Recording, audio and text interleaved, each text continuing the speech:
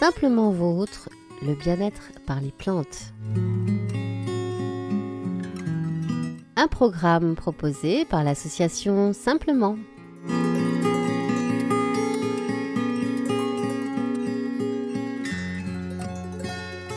Bonjour à toutes et à tous, bonjour mesdames.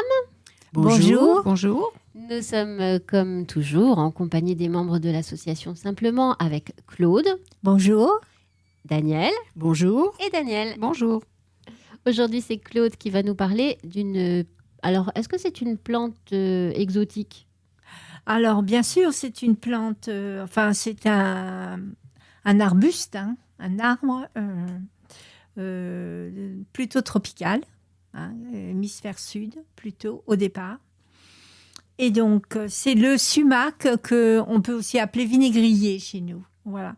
Donc, je dois dire que j'ai fait toutes mes recherches sur Wikipédia, parce que dans les livres à notre disposition, là, sur la flore européenne et occidentale, on ne trouve pas de référence, on ne trouve pas de développement sur le vinaigrier. Alors, ce sumac, le nom latin, c'est Rustifina. Rustifina. Donc, le genre, c'est le genre russe. Chez nous, on connaît quelque chose en russe. Je ne sais pas si vous vous rappelez. On a Rus toxicodendron. Oui. C'est une plante décorative qui fait les fameuses petites boules rouges ou jaunes qu'on emploie dans les haies. Vous voyez, très épineux, tout ça. Donc, on connaît ce Rus et on sait que c'est un genre toxique. Voilà. Le vinaigrier appartient à la famille des Anacardiacées. Anacardiacées, voilà. Donc, on se rappelle, le genre c'est russe, la famille Anacardiacées, et c'est la famille des noix de cajou. Oui, anacardier aussi. Oui. Oui, anacardier, c'est les noix de cajou. C'est une forme de noix de cajou. Oui, c'est les noix de cajou. Voilà. Le sumac, on peut l'apparenter aussi à l'amarante. Ah oui, c'est vrai. Voilà, parce que l'amarante, donc c'est une petite c'est la couleur plante. surtout. Oui, la couleur, mais c'est surtout la petite fleur. Oui. La forme de la grappe de fleurs. Velouté. Le panache. Le panache, voilà. C'est un arbre dioïque, c'est-à-dire soit il est mâle, soit il est femelle. Donc c'est pour ça que pour avoir les fameuses fleurs qui deviennent des fruits, il faut que les deux sexes soient pas loin l'un de l'autre, quoi, pour avoir la reproduction. Alors évidemment, chez nous, le sumac vinaigrier, il est considéré comme une espèce invasive parce qu'il se reproduit surtout par les rhizomes et puis aussi par les graines qui s'envolent au moindre coup de vent. Il peut atteindre 4 ou 5 mètres de hauteur. Ah oui. Ah oui, quand même. Alors, les rameaux sont rugueux, comme des bois de serre en velours. Je ne sais pas si vous en avez dans votre jardin, du vinaigrier. Moi, j'en ai encore, je ne sais pas, quelqu'un m'a emporté ça. Et donc... Tu n'as pas l'air enchanté. Non, je ne suis pas enchantée parce que quand on voit les rhizomes, les racines qui envahissent la parcelle, là, il y en a partout. On bute dessus. La tondeuse ne peut pas passer dessus parce que... c'est dur. Parce que ça fait un choc. Enfin, c'est compliqué, quoi. Puis, touc, ça fait une repousse. Touc, touc, touc. C'est terrible. Donc, c'est bien chez les autres. Voilà, c'est bien d'en parler, comme ça. Chez les autres, c'est super. Et alors, par contre, ce qui est intéressant, c'est la branche. Parce que la branche, elle est très douce. Elle est recouverte de petits poils genre velours, comme on dit, comme des bois de serre. C'est très doux, on passe la main, c'est très doux, on caresse, c'est super joli. Et donc, c'est de couleur rouge. Ça fait joli. Voilà. Les feuilles sont des feuilles à 11 ou 13 folioles. Voilà, assez dentelées. Très joli aussi. Donc, la floraison se fait en panicule, c'est-à-dire en grosse, moi j'appelle ça des grappes, on dit en botanique panicule. Mais grappes qui se tiennent par le haut. Oui, c'est ça qui monte. Ça. Voilà, panicule parce que c'est ça vertical. Monte, ouais. Voilà. Verdâtres, puis qui deviennent rouges. Voilà. Ensuite, ça donne naissance aux fruits, qui sont des petites drupes rouges aplaties, couverte de poils, donc qui ressemble beaucoup à l'amarante, queue de renard, qui est une plante décorative et aussi d'automne, quoi. Hein. Oui, et puis dont on utilise des graines aussi, des À graines manger d'amarante. Ah bah oui. C'est Ah oui, une, ça je connais je sais pas. pas si c'est de la famille des céréales, mais enfin on peut l'utiliser comme une céréale. C'est très bon pour les poules aussi, l'amarante. Ah Moi, oui, j'en ai plein. d'accord. Ouais. Ah, d'accord. Très bien, moi ça je n'utilise pas. Les graines se trouvent donc à l'intérieur de ces fameuses drupes pour fruits, quoi. Et donc en automne, cet arbuste se colore en rouge, flamboyant. Et voilà. c'est comme ça qu'il est. Ça doit être très beau. Oui, qu'il c'est est- très beau. oui. C'est très, très, très beau. Voilà. Bon, ça compense un peu. Le côté invasif. Puis les feuilles ressemblent un peu à la feuille d'acacia, en fin de compte. Ah non. Un peu plus gros, mais bon. Ah ouais, non, non. Disons que ce sont des folioles, hein, comme Oui. on a dit. Voilà. Mais les feuilles sont beaucoup plus grandes, Oui. effilées, Oui, ils lancéolées sont plus grands, et dentelées. quand même. Non, c'est un très bel arbre, mais bon, il est vraiment C'est invasif. parce qu'il devient rouge à l'automne, c'est surtout ça aussi. Oui, c'est ça, voilà. Ouais. Cette espèce a été introduite en Europe en 1624. Donc, on le trouve surtout en Amérique du Nord, en Géorgie, au Canada, où il est très utilisé en tant que, justement, graine pour faire les fameux mélanges d'épices. Alors, pour l'éradiquer, il ne faut pas tailler les pousses et les repousses, mais les fouler au pied pour fatiguer la plante. Ah bah Faut c'est danser pratique. dessus. Je serais plus Faut forte danser que dessus toi. alors. Voilà. Tu danses dessus. Et bien, maintenant, moi, je le saurais, tu vois. En fait, moi, je coupais, j'arrachais. Mais non, il faut fatiguer la plante. Alors, les utilisations du sumac sont d'abord, premièrement, ornementales. Hein, on a dit pour les couleurs de l'automne. Magnifique, quoi. Ensuite, pour les feuilles comportent du tanin, de 13 à 25% de tanin. Donc, le tanin est utilisé, comme on sait, pour les intestins, pour calmer tout ce qui est irritation des intestins, les coliques, les diarrhées, tout ça. Avec les fruits, on peut faire une limonade rose par macération ou décoction.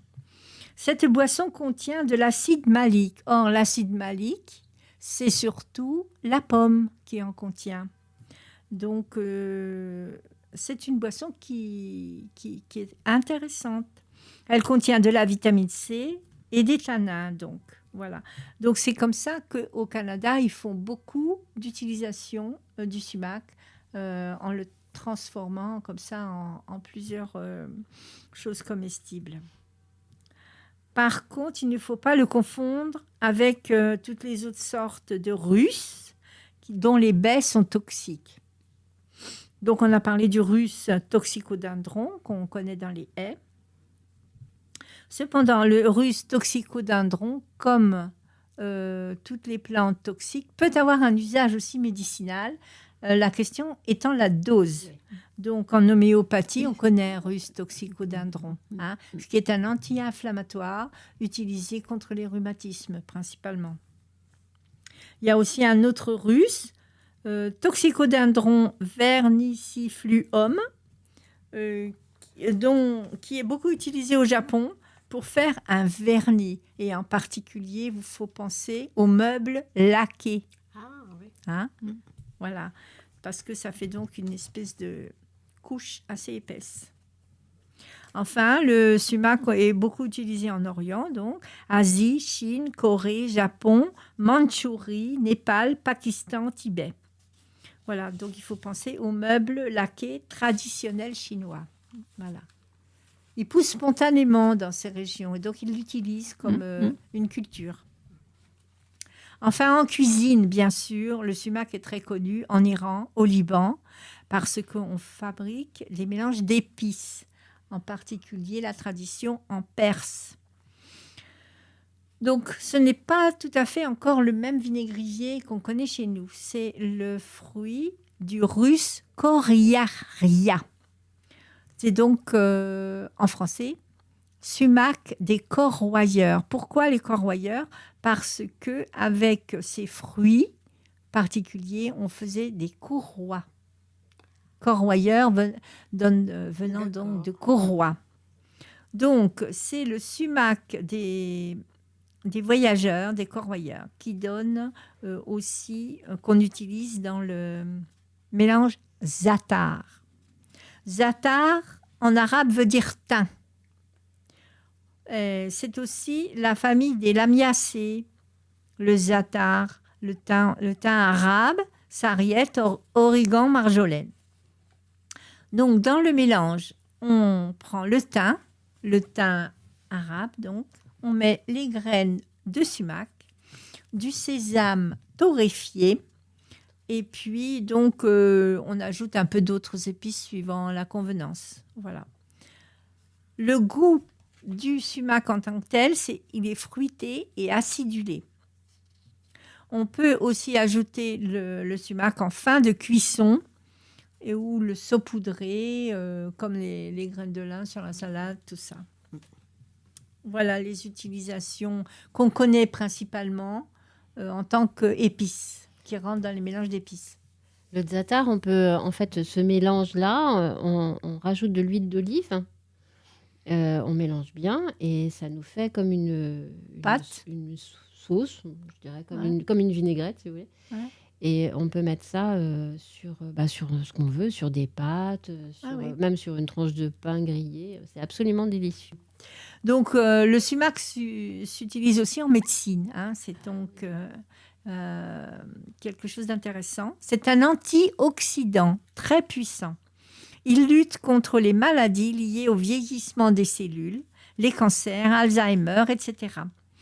Il peut soulager aussi les problèmes de digestion. C'est un anti-ulcéreux. C'est pour ça qu'on l'utilise aussi en épices. Hein. Voilà. Ouais. Il est diurétique, antiseptique et antibactérien, fébrifuge. C'est un anti-inflammatoire. Il contient, là je parle évidemment des graines, hein, tout le monde a compris, les nombreuses vitamines.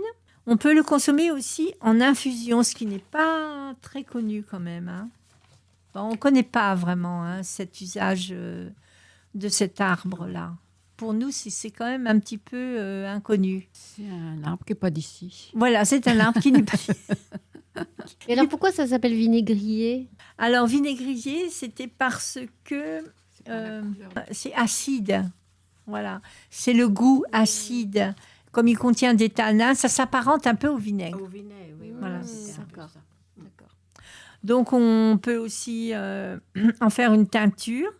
Donc, je vous ai parlé du sumac des corroyeurs. Il était employé dans les tanneries pour améliorer la souplesse et la légèreté des cuirs. Enfin, la couleur était employée dans les tapis persans.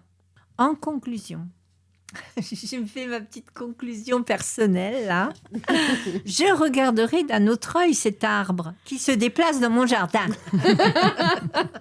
Très envahissant, mais qui fleurit quand il veut. Oui, parce que je crois qu'il doit y avoir quelque chose qui manque à chaque fois.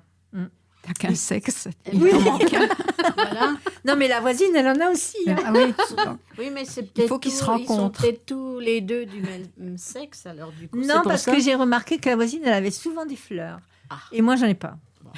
Bon, alors, donc, il est très beau en automne, mais chez moi, il est en rivalité avec un arbre que j'aime beaucoup et que j'ai implanté. Il s'appelle le liquidambar. Ah, ça sera l'occasion d'une prochaine émission, oui. Absolument. Oui, merci beaucoup, Claude. C'était très intéressant, cette plante que nous ne connaissons pas ou peu. Oui. Merci beaucoup, mesdames. Et puis, à la semaine prochaine pour de nouvelles aventures botaniques. Voilà, merci. Au revoir. Au revoir.